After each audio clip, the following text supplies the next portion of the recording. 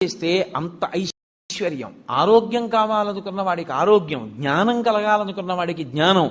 నేను మీకు యథార్థం చెప్పాలంటే, మీకు ప్రతిరోజు ఒక్క 2 నిమిషాలు దక్షిణామూర్తిని ధ్యానం చేయడం అలవాటైతే మోక్షము కరతలామలకము, అంత్యమునందు పరమేశ్వరుడే మీకు జ్ఞాపకం వచ్చి మోక్షానికి ఎడతాడు. అంత గొప్ప స్వరూపం దక్షిణామూర్తి స్వరూపం.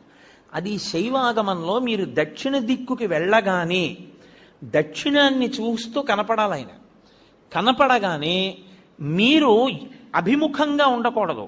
మీరు ఇటు పక్కకెడితే తూర్పు ముఖం చేస్తారు. తూర్పు ముఖం చేసి మీరు ఆయన పాదాల వంక చూసి నమస్కారం చెయ్యాలి. ఇక్కడ మీరు చాలా అదృష్టవంతులు. ఇక్కడ ఉన్నటువంటి శివాలయంలో ఆగమానికి సరిపోయేటట్టుగా అద్భుతమైనటువంటి దక్షిణామూర్తి స్వరూపం ఆ శివాలయానికి ప్రదక్షిణం చేసేటప్పుడే దక్షిణంలో ఉంది. చాలా శివాలయాలు ఇవాళ రేపు కడుతున్నటువంటి శివాలయాలలో అసలు ఆ వైభవం లేదు. అంత గొప్ప స్వరూపం దక్షిణామూర్తి స్వరూపం. ఈ దక్షిణ దిక్కుకి చూసేటటువంటి మూర్తి దక్షిణామూర్తిగా మనని చూడమని చెప్తారు. అన్నీ మీకు ఇస్తాడు. కానీ శివలింగం యొక్క దక్షిణానికి చూసేటటువంటి ముఖానికి అఘోరమని పేరు. అది అగ్నిహోత్రానికి అంతటికి అధిష్టానమై ఉంటుంది. ఉండి ఈ సమస్త ప్రపంచాన్ని లయం చేసేది అదే. అందరు జీవుల్ని పడగొట్టి తనలో కలుపుకునేటటువంటి తత్వమున్నటువంటి పరమేశ్వర స్వరూపం దక్షిణాన్ని చూసేటటువంటి అఘోర స్వరూపం. అందుకే శివాలయానికి ప్రదక్షిణం చేస్తే నియమం వేరు. మీరు ఏదో ఇలా తిరగడానికి వీల్లేదు శివాలయంలో. ఇప్పుడు మీరు ఇక్కడున్న శివాలయంలోకే వెళ్ళారనుకోండి, మీకు బాగా అర్థమయ్యేట్టు నేను చెప్పాలంటే, మీరు లోపలికి వెళ్ళి చూడగానే చేతులు జోడించి ఓం తత్పురుష ముఖాయ నమః అనాలి. ఒకవేళ భక్తులకి ముఖాలు తెలియవేమోనని బోర్డు పెడతారు. అందుకే అసలు శివాలయంలో బోర్డు ఉండాలి. లేకపోతే మీకు ముఖాల పేర్లు ఎలా గుర్తుంటాయి? గుర్తుండవు. గుర్తుండాలి. ఉండని వాడికి సౌలభ్యం కోసం బోర్డు పెడతారు. బోర్డు పెడితే ఓం తత్పురుష ముఖాయ నమః అని నమస్కారం చేసి మెల్లగా దక్షిణానికి వెళ్ళాలి. మళ్ళీ అభిముఖంగా పై చూసి ఓం అఘోర ముఖాయ నమః అనాలి. ఎవడు అలా అంటూ ప్రదక్షిణం చేస్తుంటాడో వాడు మళ్ళీ పుట్టవలసిన అవసరం లేని రీతిలో జ్ఞానం ఇచ్చి కలుపుకుంటాడు. అందుకని దక్షిణామూర్తి ఉంటారు దక్షిణానికి. లేకపోతే ఆయన లోకాన్నంతటిని లయం చేసి మళ్ళీ పునర్జన్మలిచ్చే స్వరూపమై ఉంటాడు. అందుకే అగ్నికి అధిష్టానమై ఉంటాడు.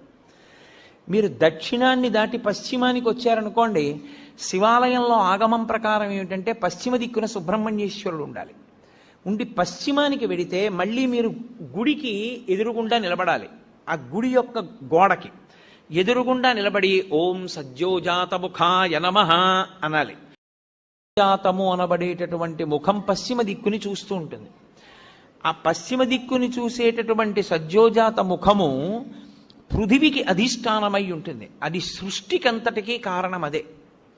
ఆ ముఖంలోంచే ఈశ్వరుడు మళ్ళీ పునః సృష్టి చేస్తుంటాడు. అందుకే లోకంలో మాట అంటారు, శివాలయానికి ప్రదక్షిణం చేస్తే తీరని కోరికుందా అంటారు. కారణం ఏమిటో తెలుసా? బిడ్డలు పుట్టాలన్న కోరిక దగ్గర నుంచి సమస్త కోర్కెలు శివాలయంలోనే తీరుతాయి. కాబట్టి ఇప్పుడు పశ్చిమాన్ని చూసేటటువంటి ముఖం సద్యోజాత ముఖం.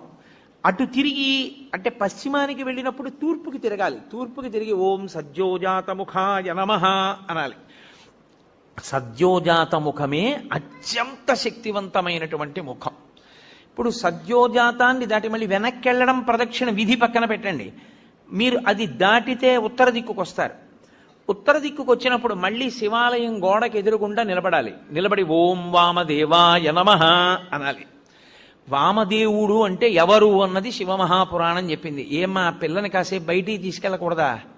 ఎందుకమ్మా పిల్ల ఎందో ఏదో మాట్లాడుతూ ఉంటుంది, చిన్న పిల్ల దానికి ఏం తెలుసు, కాసేపు బయటికి తీసుకెళ్ళండి. శివమహాపురాణం ఆ ఉత్తర దిక్కున ఉండేటటువంటి శివుడి ముఖాన్ని వామదేవ ముఖము అని పిలిచింది. దాని గురించి మాట్లాడుతూ మంగళాయతనం దేవం యువానమతిమంగళం ధ్యాయేత్ కల్పతరోర్మూలే సుఖాసీనం సహోమయా అంటుంది లింగపురాణం. ఆ ముఖము నీటి మీద అధిష్టానం కాబట్టి అది ఏం చేస్తూ ఉంటుందంటే సమస్త మంగళములను మీకు కృప చేసేటటువంటి ముఖమదే. యథార్థమునకు అదే విష్ణు స్వరూపం. అదే విష్ణువు. అందుకే శివాలయంలోకి వెడితే అందరికీ నమస్కారం అయిపోతుంది. ఓం వామదేవాయ నమః అని అన్నారనుకోండి, లేకపోతే ఓం వామదేవ ముఖాయ నమః అంటే అనారోగ్యం ఉండదు.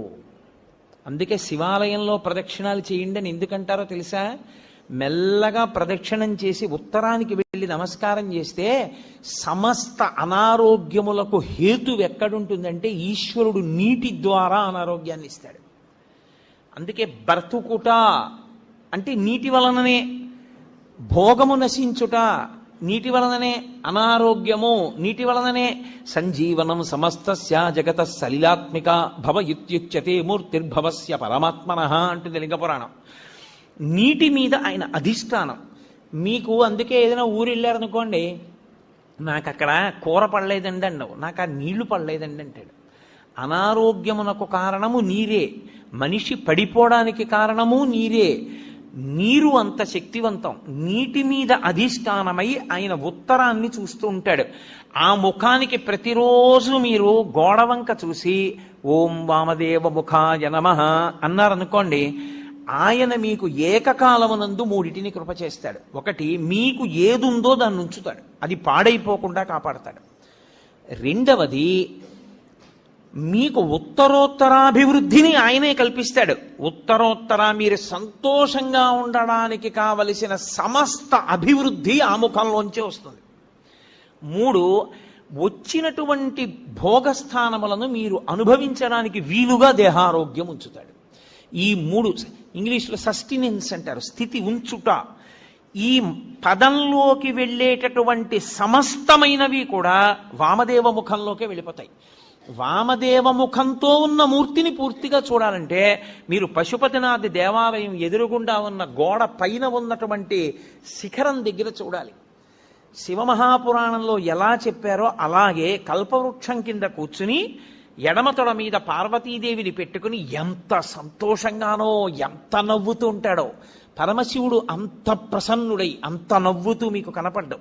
వామదేవ ముఖంతో ఉండేటటువంటి పరమేశ్వరుడు అంత ప్రహృష్టవదనంతో ఉంటాడు. వెళ్ళి ఓం వామదేవ ముఖాయ నమః అంటూ ఉంటే చాలు, ఆయన ఎంతో ప్రీతి చెందుతాడు. తూర్పు ముఖాన్ని అలా ఉంచండి. 5వ ముఖం పైకి ఉందే, దాన్ని ప్రదక్షిణం పూర్తి చేసేటప్పుడు చూడాలి. మీ ప్రదక్షిణం పూర్తయిపోయాక శివాలయంలో లింగాన్ని చూసి బయటికి వచ్చేయకూడదు. ఒకసారి మీరు అక్కడే నిలబడి పైకి చూడాలి. ఇలాగా చూసి ఓం ఈశానముఖాయ నమః అనాలి. దానికి పేరు ఈశానము అని పేరు 5వ తలకాయకి. అది ఆకాశానికి అంతటికి అధిష్టానమై ఉంటుంది. అదే మోక్షకారకం. ఇప్పుడు మీరు కొంచెం జాగ్రత్తగా గమనిస్తే నేను ఇందులో 5 ముఖముల చేత 5 కార్యములను ప్రతిపాదన చేశాను. సృష్టి, స్థితి, లయ, తిరోధాన, అనుగ్రహములు అని. సృష్టి కొత్తగా ఏర్పడుతూ ఉండడం, స్థితి ఉండడం, లయ పడిపోవడం, మళ్ళీ బ్రహ్మాండంలో కలిసిపోతూ ఉండడం. తిరోధానము అన్న మాటకు అర్థం ఏమిటో ఇప్పుడు నేను చెప్తాను చూడండి. తిరస్కరణీ విద్య అని ఒక విద్య, తిరస్కరణీ విద్య ఉందండి ఆయన దగ్గర, చాలా జాగ్రత్తగా ఉండండి అంటారు. తిరస్కరణీ విద్య అంటే ఏమిటో తెలుసా? ఆయన తనకి ఉన్నటువంటి ఉపాసన బలం చేత, తనకి వశమైనటువంటి దేవతల కృప చేత అక్కడ ఉన్న వస్తువు మీకు కనపడకుండా చేస్తాడు.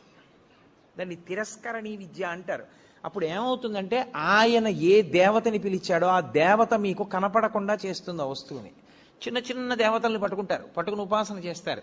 చేస్తే తిరస్కరణీ విద్య స్వాధీనం అయిపోతుంది. తిరస్కరణి ఎంత గొప్పదో అలాగే అవతల వారిని వశీకరణం చేస్తారు. వాళ్ళు ఎప్పుడూ ఇంకా వాళ్ళకే వశవర్తులైపోతారు. అలా వశీకరణ విద్య, ఇవన్నీ విద్యలు ఉంటాయి.